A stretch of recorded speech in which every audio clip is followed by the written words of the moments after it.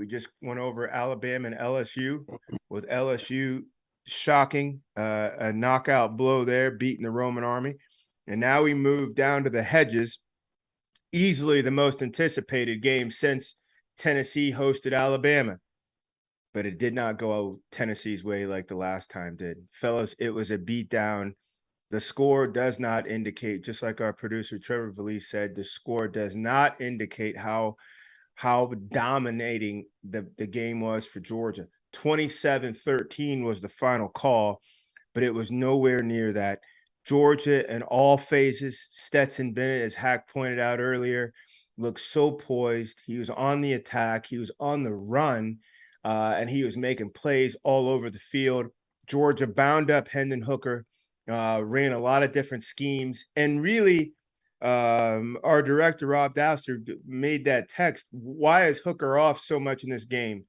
And before I throw it to you two, when I texted you guys about this, to me, it was two factors. One was a Tennessee factor, one was a Georgia factor. First, Tennessee jumps on your head because they don't really do a ton of drops with the quarterback. So he's really trying to attack.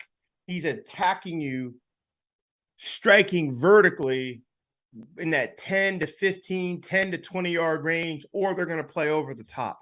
They don't really get the ball, hitch up, move, and climb and all that stuff. So they're ahead of the play.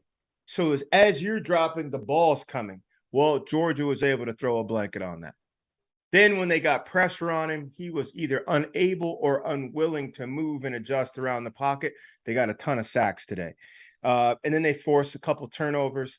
So part of that was Tennessee. Part of that was Georgia. The end result, though, the number one team in the college football playoff got rolled by the number one team, according to the coaches poll in the AP. The White Walkers live on, undefeated, untouched.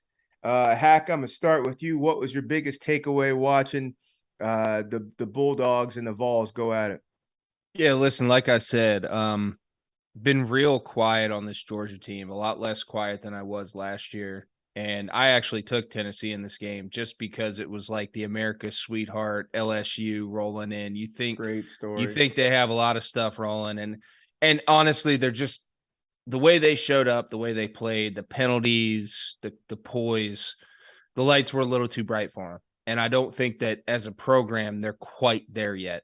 I think Josh Heupel's going to get them there, and Hendon Hooker's done a damn good job of coming in and doing his stuff. But I just didn't think they were quite there yet, and they ran into a Georgia team that was poised, calm, collected, knew what they needed to do, and executed in all three phases today. They turned the football over when they needed to. I think one of the interceptions came in the end zone. Tennessee was very uncharacteristic with that. Hendon Hooker doesn't turn the football over. He turned the football over today. Georgia forced them to kick field goals, slowed the offense down, and made them play at their pace. And that was the unique part, because it wasn't just a battle between Tennessee's offense, high-powered offense, and Georgia's defense. Georgia's offense was the number 2 ranked offense in the country heading into this game. I said this, I made this point. Georgia's offense was the number 2 ranked offense in the country behind Tennessee heading into this game.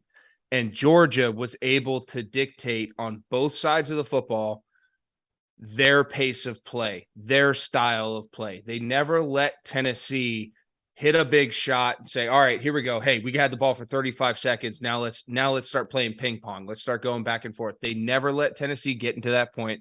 They made them be methodical moving the ball, which Tennessee has not had to do all year. Georgia, on the other hand, was able to get methodical, take advantage of some turnovers and some advantageous field positions, flip some big scores out of that. They had the quick turnover, had the ball on the plus 40-yard line, took the big shot, threw the out and up.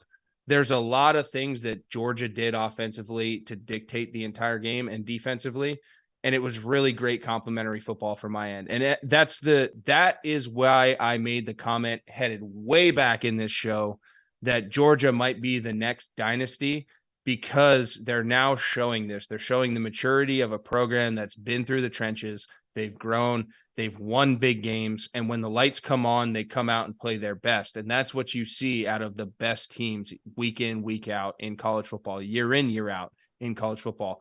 And this was a prime example of it. And, I felt bad not picking them afterwards. But like I said, I had to go with the sweetheart.